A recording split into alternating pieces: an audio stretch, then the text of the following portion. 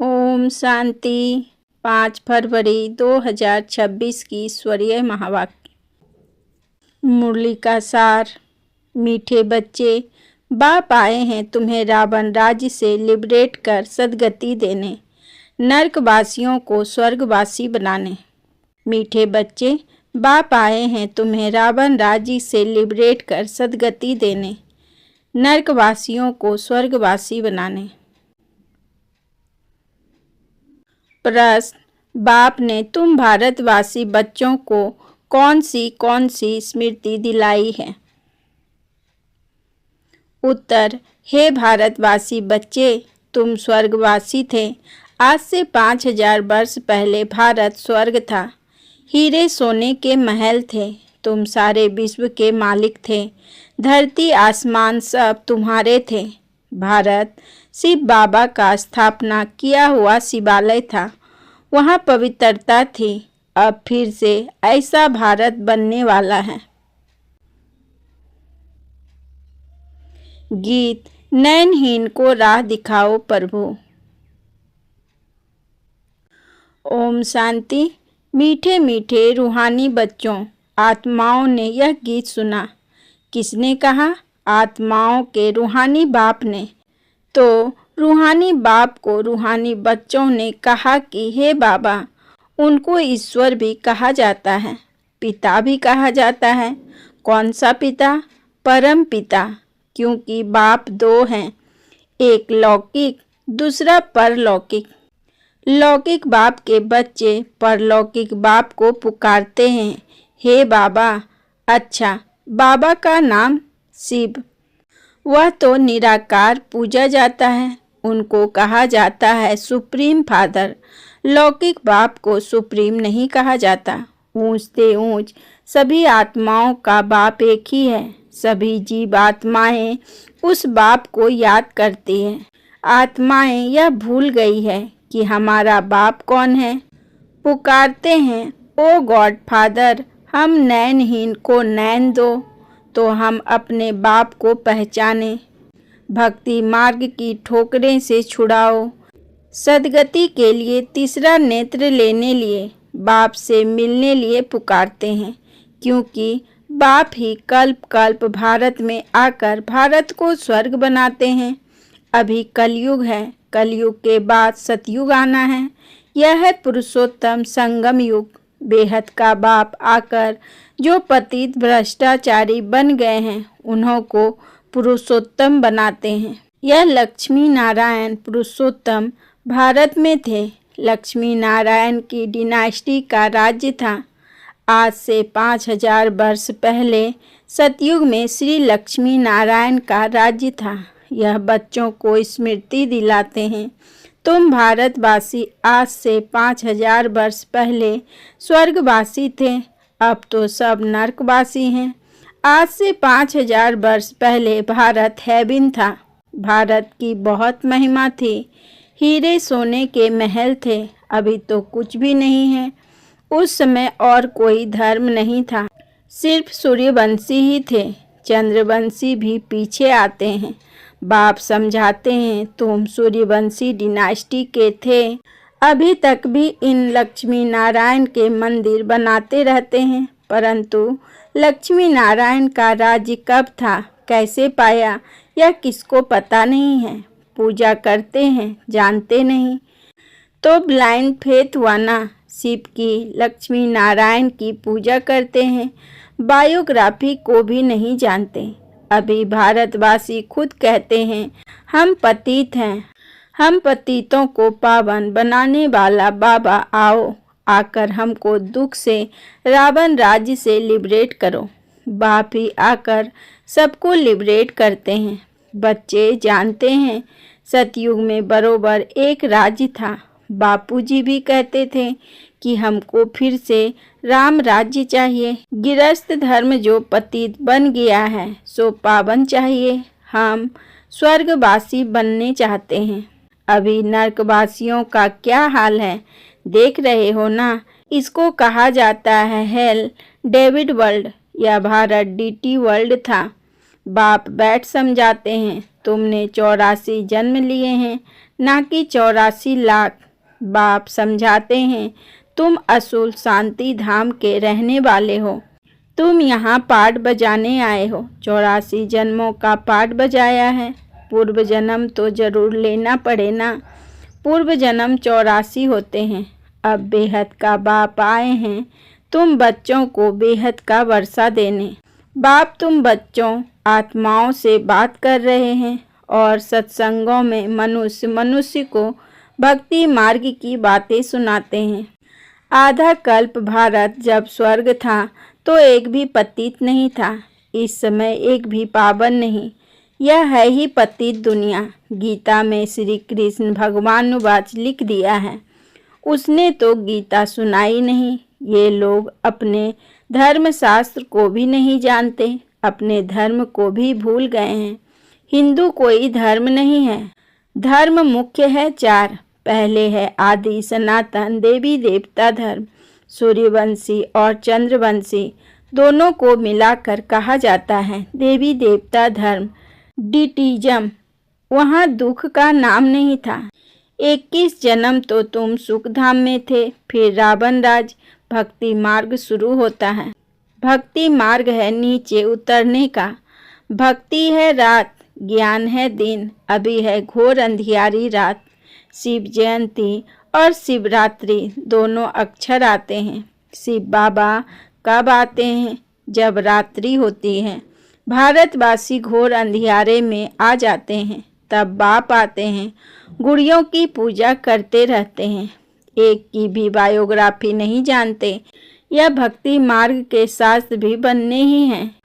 यह ड्रामा सृष्टि चक्र को भी समझना है। शास्त्रों में यह नॉलेज नहीं है। वह है भक्ति मार्ग का ज्ञान, फिलॉसफी। वह कोई सद्गति मार्ग का ज्ञान नहीं है। बाप कहते हैं, मैं आकर तुम ब्राह्मणों द्वारा यथार्थ ज्ञान सुनाता हूँ। पुकारते भी हैं, हमको सुखधाम शांति धाम का रास्ता बताओ। बाप कहते हैं, आज से 5000 वर्ष पहले सुखधाम था, जिसमें तुम सारे विश्व पर राज्य करते थे। सूर्यवंशी डिनास्टी का राज्य था।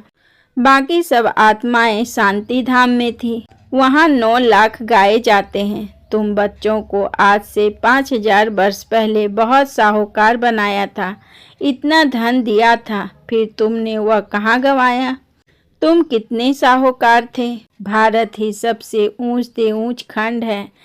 सभी का वास्तव में यह तीर्थ है, क्योंकि पतित पावन बाप का जन्म स्थान है। जो भी धर्म वाले हैं, सभी का बाप आकर सद्गति करते हैं।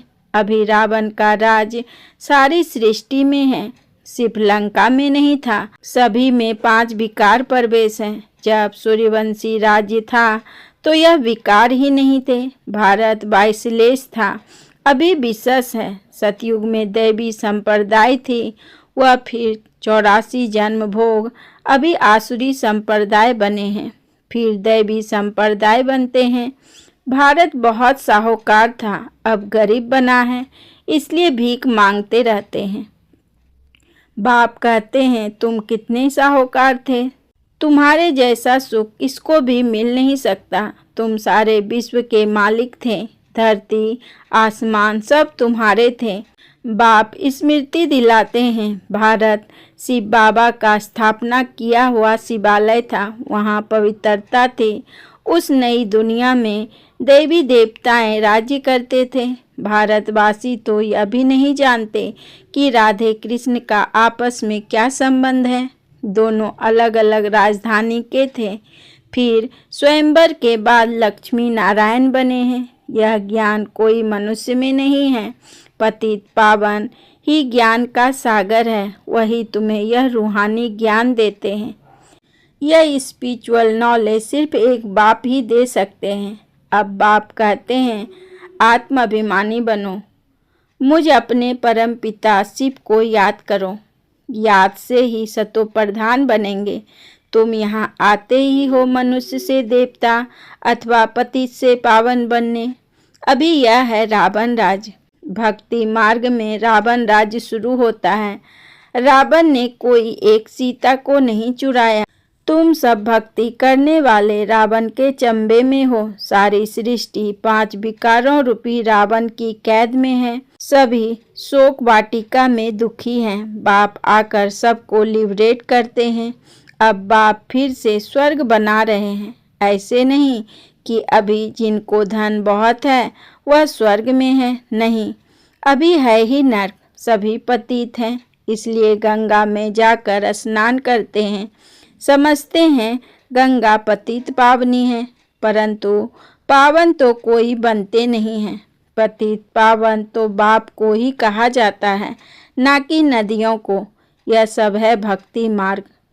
बाप ही यह बातें आकर समझाते हैं। अब तुम यह तो जानते हो, एक है लौकिक बाप, दूसरा फिर प्रजापिता ब्रह्मा है, अलौकिक बाप, और वह परलौकिक बाप। 3 बाप हैं। शिव बाबा प्रजापिता ब्रह्मा द्वारा ब्राह्मण धर्म स्थापन करते हैं। ब्राह्मणों को देवता बनाने के लिए राजयोग सिखलाते हैं। एक ही बार बाप आकर आत्माओं को राजयोग सिखलाते हैं। आत्माएं पूर्व जन्म लेती है। आत्मा कहती है मैं एक शरीर छोड़ दूसरा लेती हूँ। बाप कहते हैं अपने को आत्मा समझ मुझ बाप को याद करो तो तुम पावन बनेंगे। कोई भी देहधारी को याद नहीं करो। अभी यह है मृत्यु लोक का अंत। अमर लोक की स्थापना हो रही है। बाकी सब अनेक धर्म खल्लास हो जाएंगे। सतयुग में एक ही देवी देवता धर्म था। फिर त्रेता में चंद्रवंशी राम सीता। तुम बच्चों को सारे चक्र की याद दिलाते हैं। शांति धाम सुख धाम की स्थापना करते ही हैं बाप। मनुष्य को सद्गति दे नहीं सकते। वह सब है भक्ति मार्ग के गुरु। भक्ति मार्ग में मुख्य अनेक प्रकार के चित्र बनाए पूजा कर फिर जाकर कहते हैं डूब जा डूब जा। बहुत पूजा करते, खिलाते पिलाते, अब खाते तो ब्राह्मण लोग हैं। इसको कहा जाता है गुड़ियों की पूजा। कितनी अंधश्रद्धा है, अब उनको कौन समझाए। बाप कहते हैं अभी तुम हो ईश्वरीय संतान।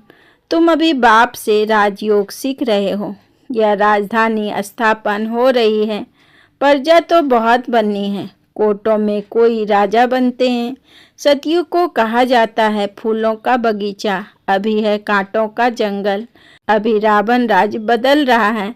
यह विनाश होना ही है। यह नॉलेज अभी सिर्फ तुम ब्राह्मणों को मिलती है। लक्ष्मी नारायण को भी यह ज्ञान नहीं रहता।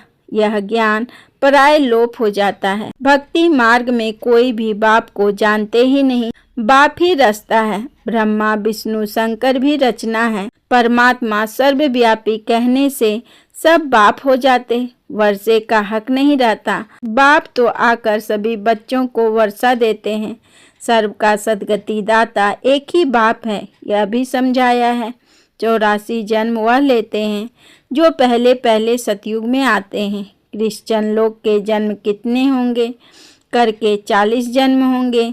यह हिसाब निकाला जाता है। एक भगवान को ढूंढने के लिए कितने धक्के खाते हैं। अभी तुम धक्के नहीं खाएंगे।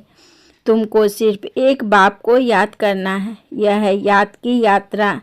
यह है पतित पावन गॉड फादरली यूनिवर्सिटी। तुम्हारी आत्मा पढ़ती है। साधु संत फिर कह देते आत्मा निर्लेप है। अरे आत्मा को ही कर्मों अनुसार दूसरा जन्म लेना पड़ता है। आत्मा ही अच्छा व बुरा काम करती है। इस समय तुम्हारा कर्म विकर्म होता है। सतयुग में कर्म अकर्म होते हैं। वहाँ विकर्म होता नहीं। वह है पुण्य आत्माओं की दुनिया। यह सब समझने और समझाने की बातें हैं। अच्छा, मीठे मीठे सिक्की लदे नंबरवार पुरुषार्थ अनुसार कांटों से फूल बनने वाले बच्चों प्रति माता पिता बाप दादा का याद प्यार और गुड मॉर्निंग। रूहानी बाप की रूहानी बच्चों को नमस्ते। हम रूहानी बच्चों की रूहानी बाप दादा को पदम गुना नमस्ते नमस्ते नमस्ते। Good morning. शुक्रिया बाबा, शुक्रिया। धारणा के लिए मुख्य सार।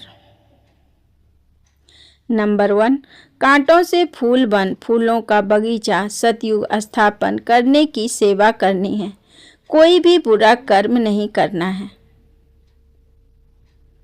नंबर 2, रूहानी ज्ञान जो बाप से सुना है वही सबको सुनाना है। आत्माभिमानी बनने की मेहनत करनी है। एक बाप को ही याद करना है, किसी देहधारी को नहीं। वरदान, निंदा स्तुति जय पराजय में समान स्थिति रखने वाले बाप समान संपन्न व संपूर्ण भव। निंदा स्तुति जय पराजय में समान स्थिति रखने वाले बाप समान संपन्न व संपूर्ण भव। विस्तार में बाबा ने कहा, जब आत्मा की संपूर्ण व संपन्न स्थिति बन जाती है तो निंदा स्तुति जय पराजय सुख दुख सभी में समान रहती है। दुख में भी सूरत व मस्तक पर दुख की लहर के बजाय सुख व हर्ष की लहर दिखाई दे।